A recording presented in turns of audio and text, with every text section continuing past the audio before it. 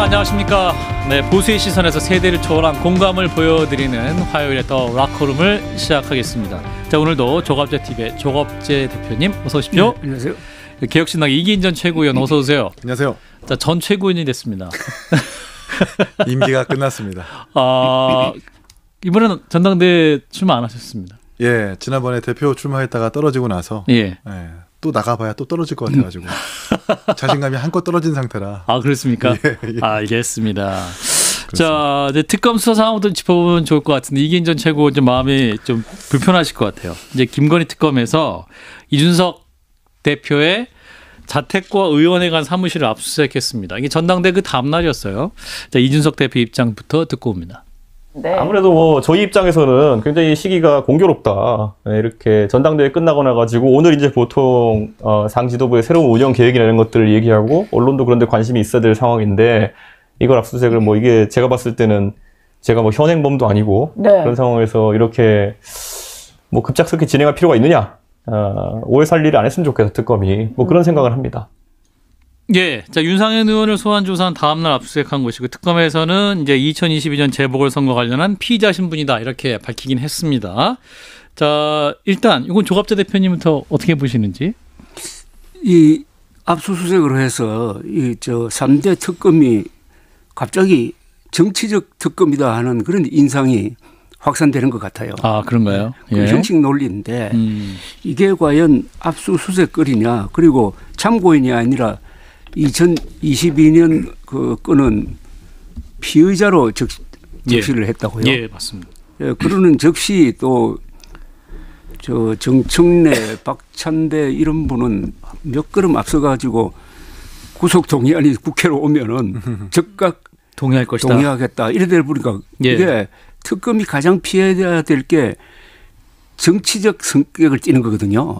그런데 이번 특검은 과거의 어떤 특검과 다른 게 지금 현재 여당이 추진한 특검 아닙니까?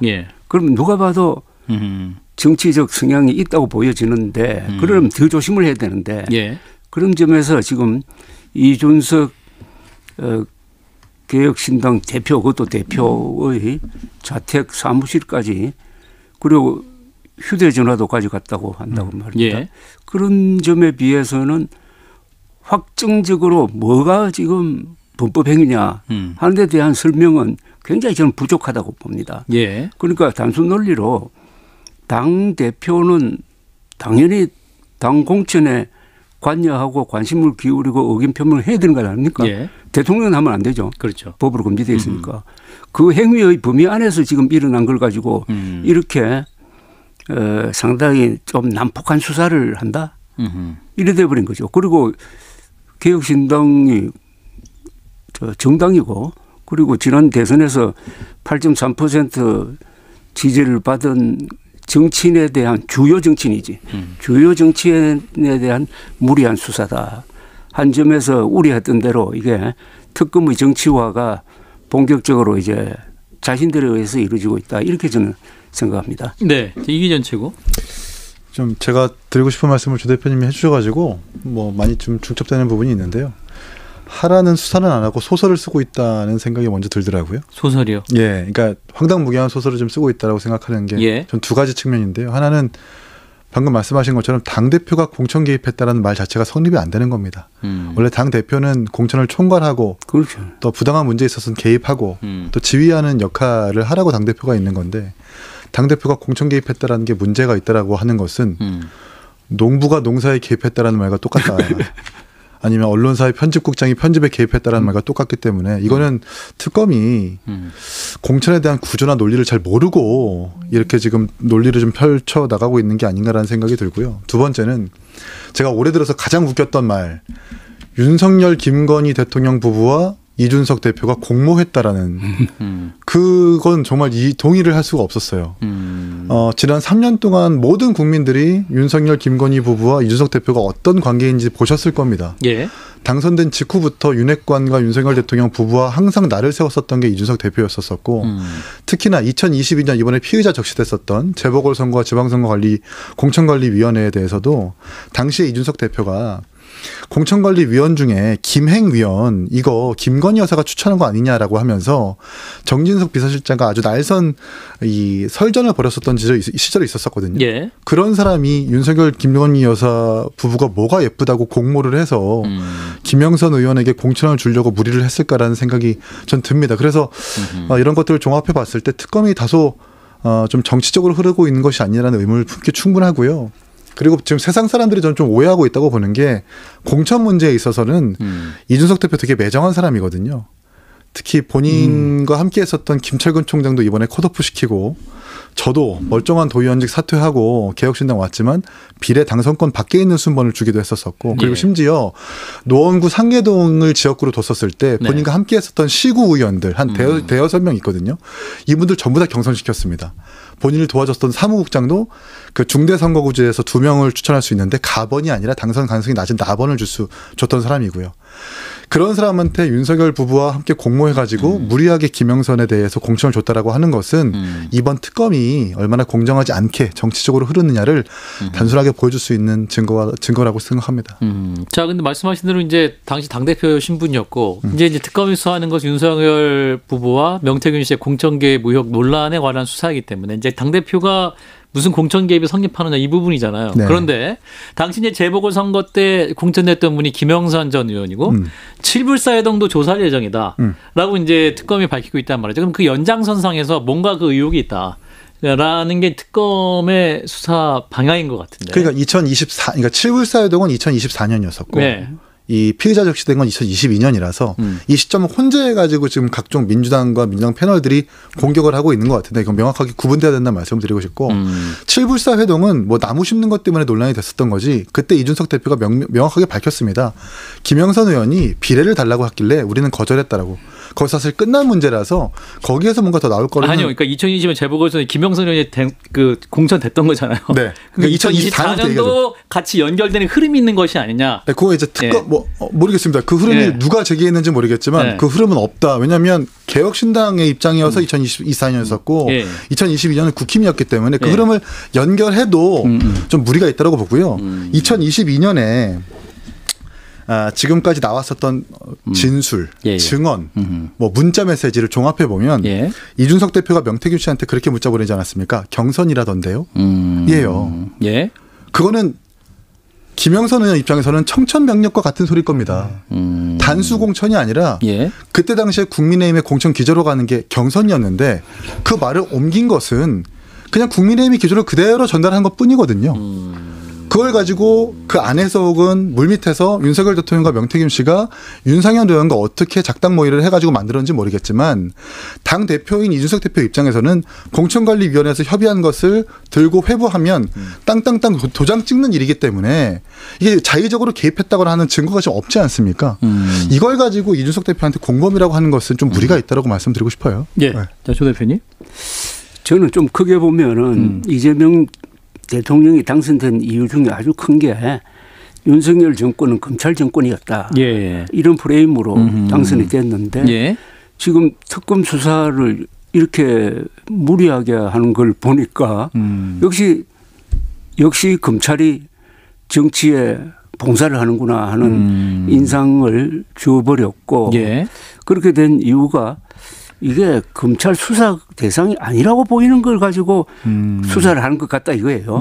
그러니까 어떤 조직은 자율성이 있지 않습니까? 예컨대 그렇죠. 언론이라든지 정당이라든지 종교라든지 외교라든지 군대 이거는 그 안에 내부적인 작동 원리에 의해서 이루어지는 것을 허용을 해야지 그것까지 형사적 잣대로 죄가 되느냐 안 되느냐는 잣대로 지금 들어가기 시작하면은 이게 검찰공화국이 됩니다 정말.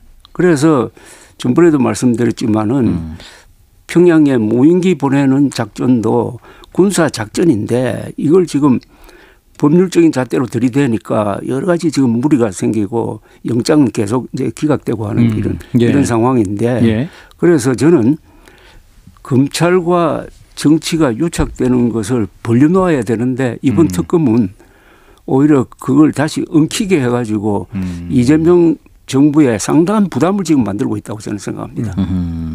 자, 이제 또 당시 이제 공천관리위원장이 또 윤상현 의원이 근데 이제 특검 조사 때 이제 막 갑자기 말을 바꿨어요. 이제 그동안 대통령과 통화했던 사실 부인했었고 전화를 받았다. 김영선 공천관리 전화 받았다.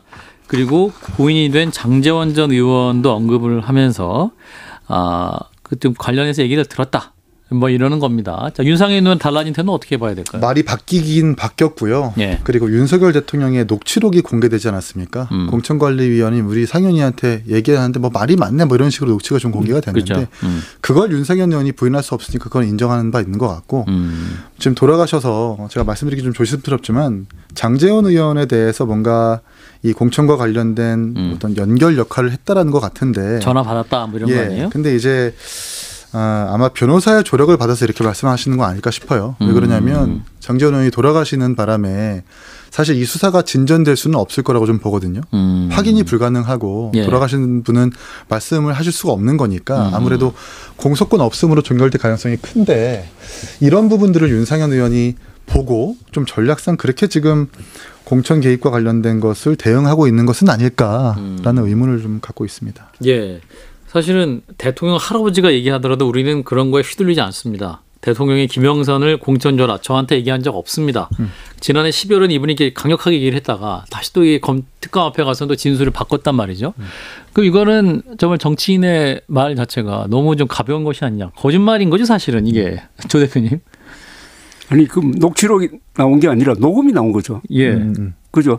녹취까지 전화 통화 내용인 거죠. 전화 통화 내용이 녹취록으로 공개되니까 거기에 대해서는 뭐 어떻게 저항을 할 수가 없잖아요. 예.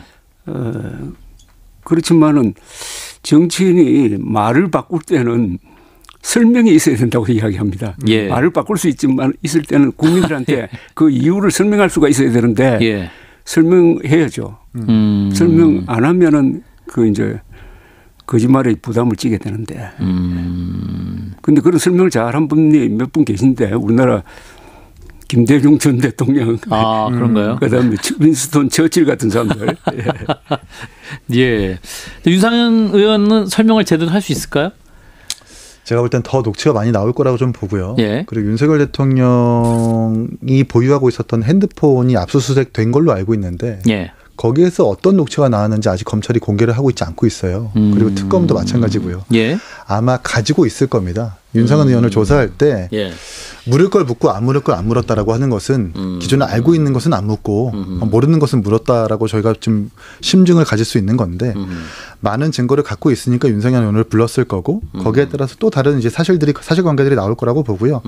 이 시점에서 이 지점에서 이준석 대표가 개입할 여지가 있었느냐 이것도 사실 수사의 어떤 한 지점이라고 생각을 하는데 거기에 대해서는 이준석 대표가 되게 좀 무지했던 것 같아요. 그러니까 이런 부분들, 그러니까 뭐 서로 이준석 대표 모르게 어쨌든 그 입당 전에도 윤석열 대통령 입당 전에도 이준석 대표에 대해서 상당히 안 좋게 봤다라는 것 아닙니까?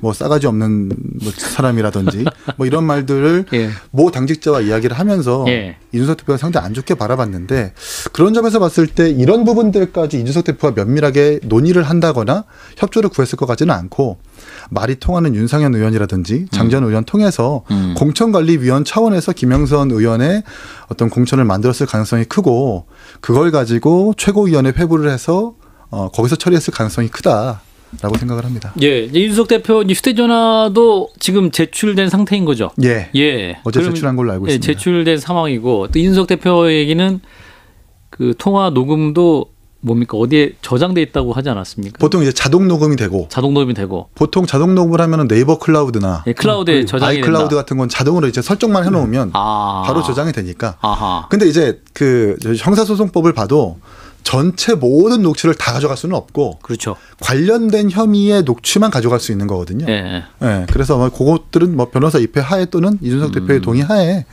뭔가 뭐 녹음을 더 가져간다거나 뭐 이렇게 옮길 가능성이 있어 보입니다. 그런데 이 대통령이 자당의 공천에 개입한 것은 과거에는 관리였거든요. 그러니까 총재였잖아요.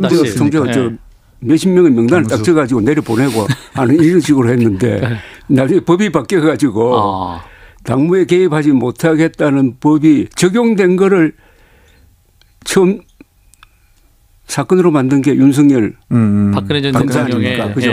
그러니까 박근혜 당시 대통령이 자신이 미는 후보를 돕기 위해서 그 여론조사 뭐 시킨 거 이걸 딱 걸어가지고 그게 아마 징역 2년 나왔을 겁니다. 그러니까 그게 딱 윤석열 대통령의 발목을 잡은 거죠. 지금 대통령이 공천에 개입했다 해가지고 형사사건 된 건 이게 처음이죠. 네. 두 번째죠. 그렇죠. 두 번째죠. 두 번째죠. 두 분 다 윤석열 대통령 또는 검사를 매개로 해가지고 이루어졌는데 그렇다면 앞으로 대통령 중심제에서는 이런 일이 계속 반복될 수도 있어요. 그러니까 이 제도적으로 어떻게 이런 문제 해결하느냐도 한번 생각해 봐야 돼요. 사실 대통령이 또 그 같은 당 소속이기도 한데 그러니까요. 그 중요한 선거를 앞두고 관련된 인물 굉장히 많을 텐데 아무 말도 안 하고 가만히 책임을 지키고 있으시느냐. 아니, 그것도 그렇고 사실 그 집권 여당 아닙니까? 그러니까. 저랑 손발을 맞춰가지고 일을 하는 사람들을 뽑아내는 건데 그러면 대통령 입장에서는 좋은 사람들을 구별하고 선별할 수 있는 전 권한과 어떤 임무라고 그럴까요? 그 힘을 좀 가져도 된다고 생각을 하거든요. 근데 결국 대통령도 공무원이니까 정치적 중립성을 기해야 되니 여기에 개입하지 말라고 우리 법이 좀 막고 있는 거죠. 이 부분 사회적으로 한번 뭐 대화도 해보고 논의를 좀 해봐야 될 계기가 필요해 보입니다. 뭐 상향식 공천을 하면은 이런 문제는 사라질까요? 상향식 아무리 말은 상향식 공천이어도 결국 구조를 어떻게 짜느냐 당해서 그 문제인데 전 지금까지 상향식 공천한다고 해서 제대로 된 상향식 공천을 전 한 번도 본 적이 없거든요. 근데 이제 국민의 소원석 원내대표가 이제 이준석 대표에 대한 압수수색에 대해서 국민과 함께 분노한다 이렇게 또 비판했거든요. 그럼 그냥 같이 비판해 주는 거라 공감하시면 되는데 우리 또 천하람 원내대표가 국민의힘은 관심을 꺼주세요. 네. 그러니까 지금 같이 할 수 있는 같이 야당끼리 힘을 모으시면 좋을 텐데 뭘 또 관심 끄세요. 뭐 이렇게 매몰차게. 사안에 대해서 분노해 주시는 건 고마운데 윤석열 대통령 김건희 여사에 대해서 한몸처럼 활동했었던 국민의힘과 3년 내내 비판했었던 개혁신당이 어찌 같겠습니까? 그러니까 좀 너나 잘하세요 싶고요. 그리고 지금 국민의힘이 다른 당의 연민이나 동정을 가질 여유가 사실 없잖아요.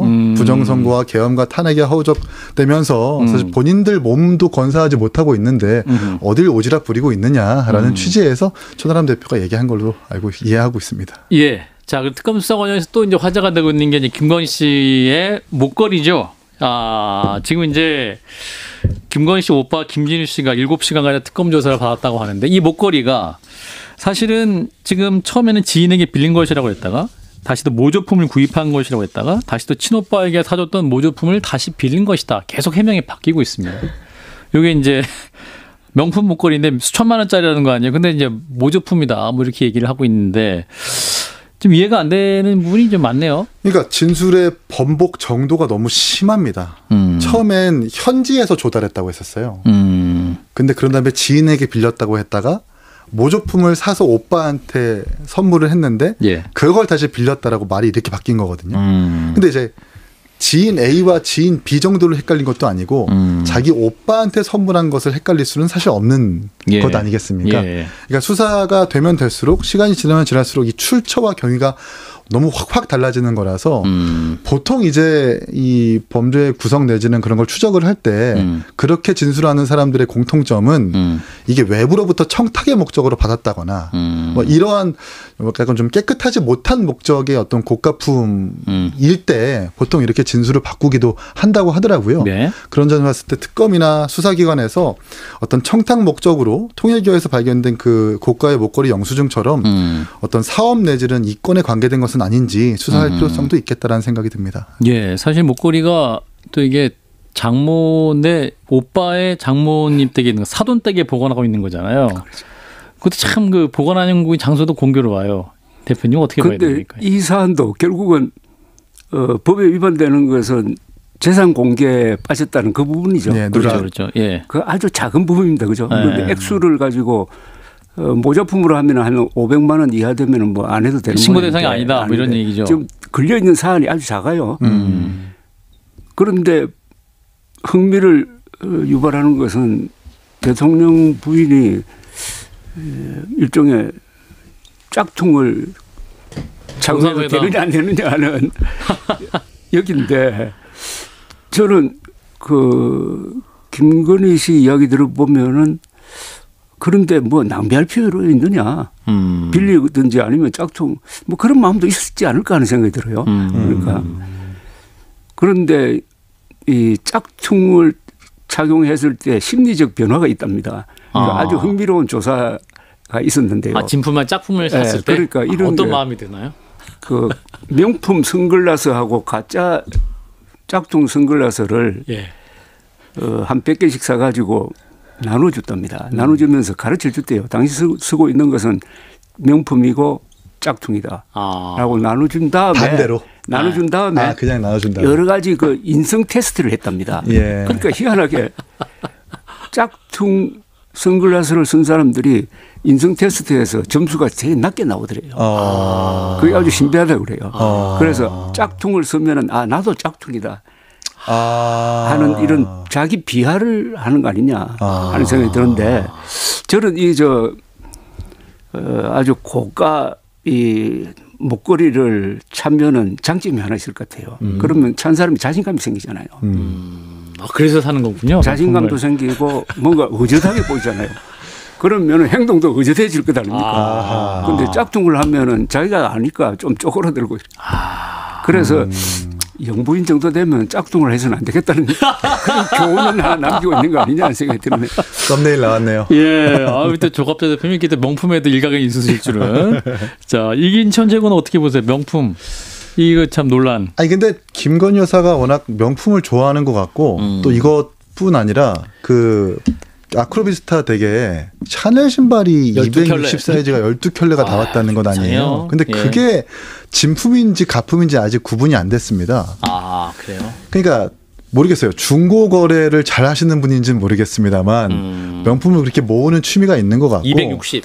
이렇게 샤넬 신발 12켤레 살 정도면 사실 이 가지고 있는 현금이 많다거나 뭐 그런 성향의 사람이어야 되거든요. 근데 그걸 전부 다 진품으로 샀을 것인가 좀 그렇게도 생각 안 하는 게 사실 요즘 아주 진품과 같은 가품이 되게 많기 때문에 그렇게 거래하는 사람이 있다면 반클리프 목걸이나 신발도 전부 다 가품일 수도 있겠다는 생각이 드네요.